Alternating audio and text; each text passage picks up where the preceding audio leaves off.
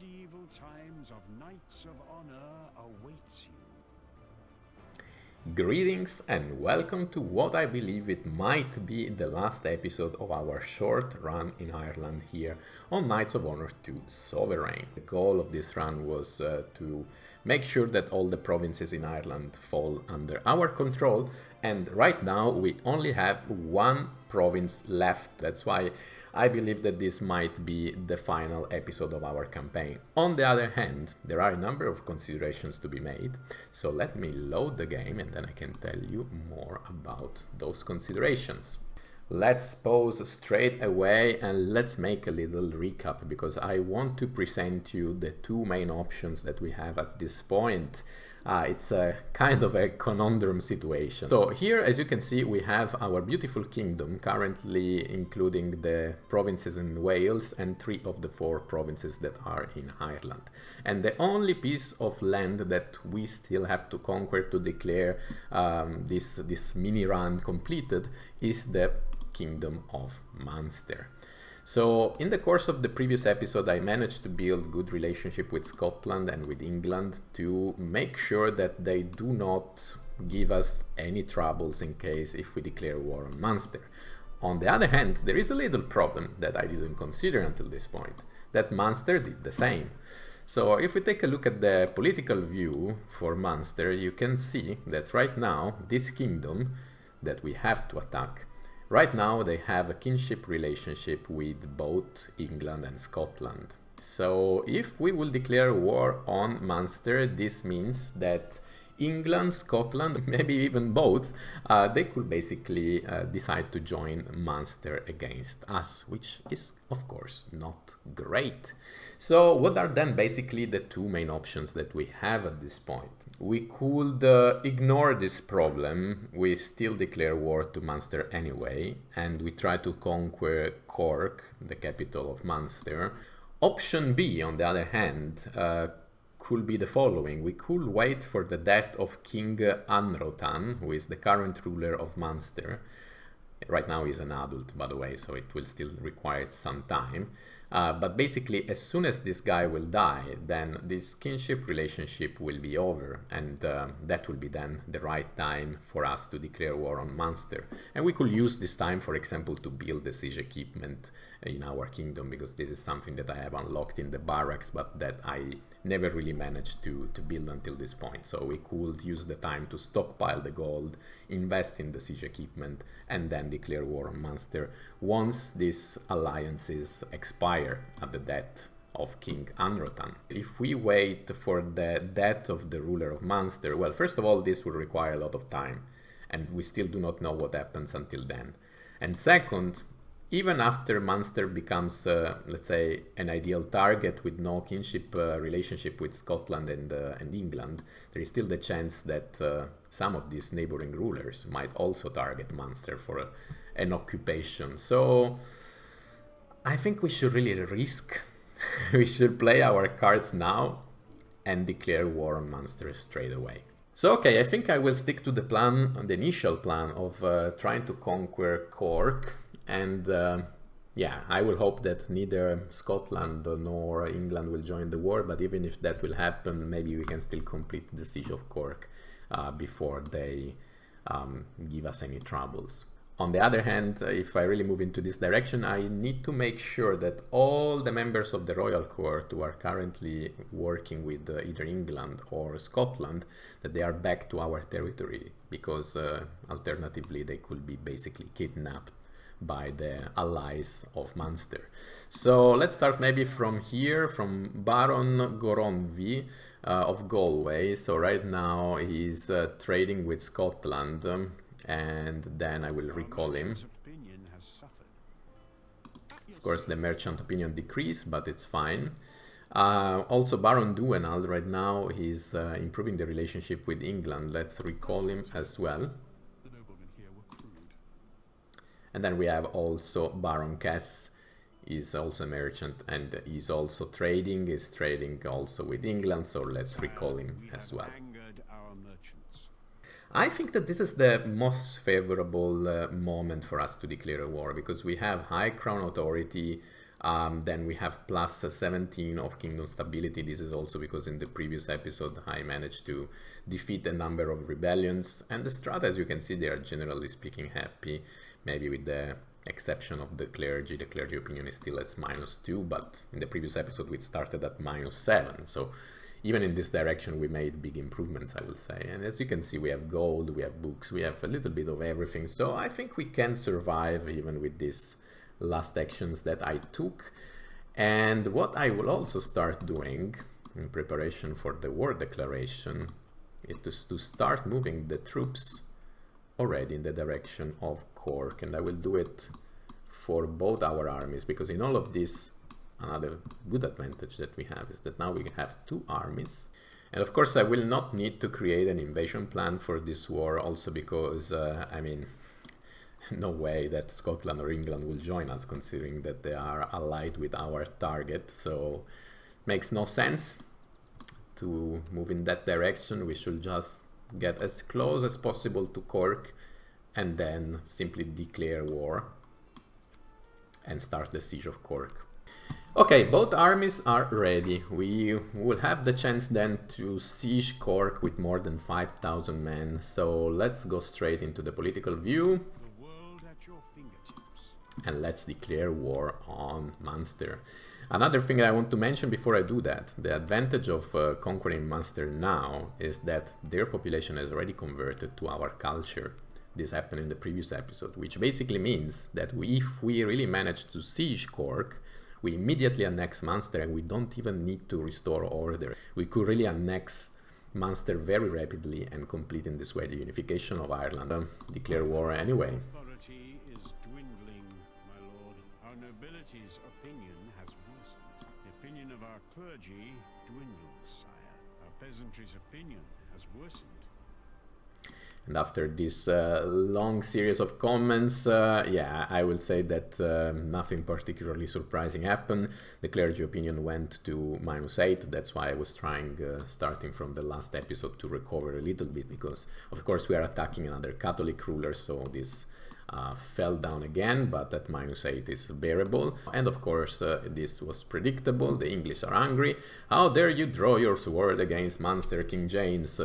Did you forget to seek our opinion first? Be careful. We see you are clearly the unrightful aggressor in this war. After all, even though the English people are mad, as you can see, the relationship is still decent, I will say. We were starting with 1,000, so we really maxed out before declaring this war, and it's still quite positive. 491, so okay. And of course, also the Scots are mad at us. Your actions were barbaric. King James, civilized rulers declare war before attacking their enemies, not after. It's fine. And this basically means that now we can move our troop directly to Cork and start the siege. Our ranks were reinforced by another. All in, slightly one-sided. Reinforced in battle. Sire, our enemies have gained a new ally. Sire, we've imprisoned a foreign king. In all of this, England immediately joined the war. This was expected. I hope that they will not move their army straight away, because we just started the siege of Cork.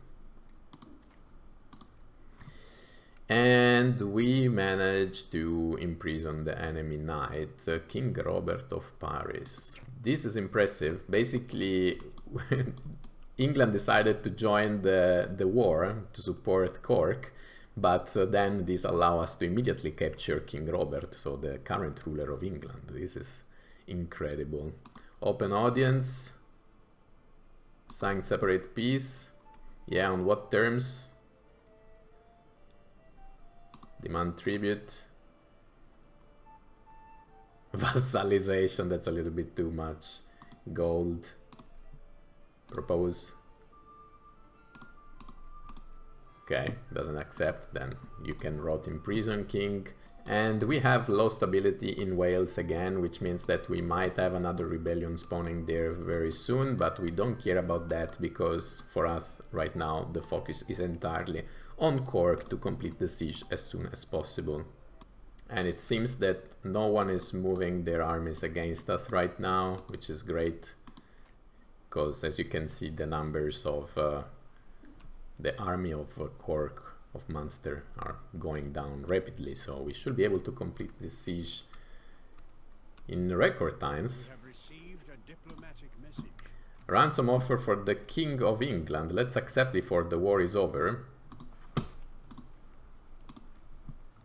Thank you for all this gold. So I just decided to use the gold to invest further in Wales, as we managed to get all that gold from England, so it was a waste not to use it. I mean, in any case, we will end this run very soon, it seems. The war is over. Our armies have conquered a province. Sire, we've pleased our nobility. Very good, guys. This is what I was referring to. As you can see now, we managed to complete the siege of Cork even before Scotland or England intervened. And by doing that, now we do not need to restore order, because this entire province was already converted to our culture. So now the nobility opinion increased. Okay, people in France, they're mad at us, but we don't care. English are angry, but we don't care. Scots are angry, but we don't care. The Pope is angry, but it's okay. Kingdom destroyed. Quest activated. Sire, momentous days is upon us. We have the opportunity to unite our lands and form Ireland. Of course, I accepted this quest, and now we have Ireland united. We have united our lands, officially forming the Kingdom of Ireland. With the glory of our people restored, scribes shall chronicle our momentous feat for generation to come. Crown authorities +2, fame +500. And now, my dears, At your fingertips. as you can see, all our territories are marked as Ireland. And in the end, I even managed to, let's say, over-deliver in the course of this mini-run, because the goal was to conquer this, to have all these 4 provinces, and instead I also managed to include the 2 provinces in Wales. So the unification is completed, guys, and this basically means that, in theory, we can end the adventure here. No one won as many wars as us. All kingdoms now know that we fear to attack no one and that we crush anyone in our path. They should learn to bow their heads to us, or they will lose them.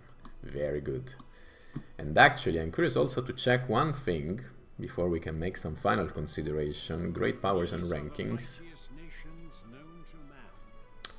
Yeah, we were not even that far away from becoming a great power, because as you can see, our unified Ireland reached the fame of 2045, and Castile, which is the lowest of the great powers, is sitting at 2500. So I believe that with some additional effort we could have even managed to reach the status of great power, but this is something that I was not setting for myself as the goal of this run.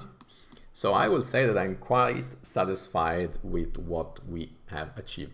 In the end, it took us 4 rulers to complete this run. I do not know exactly how much time passed, because as I already highlighted in one of the previous episodes, in the end, yes, you select one start here in Knights of Honor 2, but then after that you see the time flowing, but you lose track of time. So the only thing I can say is that we basically managed in the course of 4 lifetimes. I will say that it's a good achievement in this relatively short amount of time. I think it's also because, of course, I was playing on normal difficulty, so not at the highest difficulty possible, and also because, just as a reminder, I have played this game in the, let's say, the first chapter of this game, and as I have already highlighted, Knights of Honor 2 is very similar to its predecessor, so for me it was not too difficult, let's say, to catch up with the differences and manage to have a proper run. Still, my opinion of the game did not change over time. If you have watched the very first episode of this run, you remember that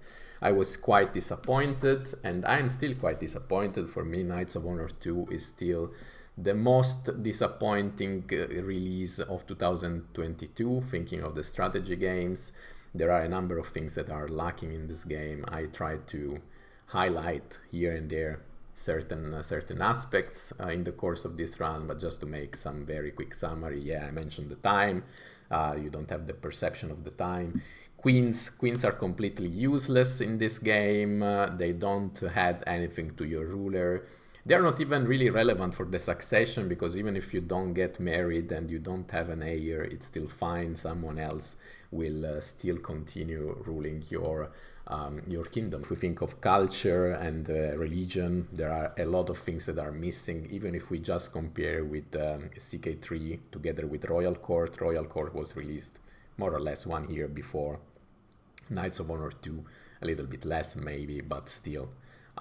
I think it's fair to make a comparison with Royal Court, and of course CK3 with Royal Court has a lot of possibilities in terms of culture and religion, all things that are completely missing from Knights of Honor 2.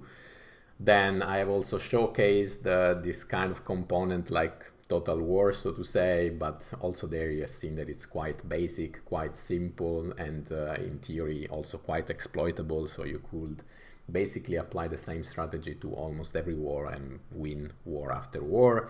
So yeah, the game presents really like a lot of gaps, and it's clearly not a game that is matching the, let's say, the expectation of what strategy players will expect to find in a game in 2023. As far as I can say, my time with Knights of Honor is basically over. So of course, I'm always open to hear different opinions, so if you truly enjoy playing this game, let me know in the comments. I'm more than happy to change my mind, but honestly, yeah, I think it's quite difficult to defend this game, especially for the ones who have played the previous chapter and have noticed that this game is unfortunately too similar to its predecessor, which is almost 20 years old. So yeah, but let me know what was your opinion.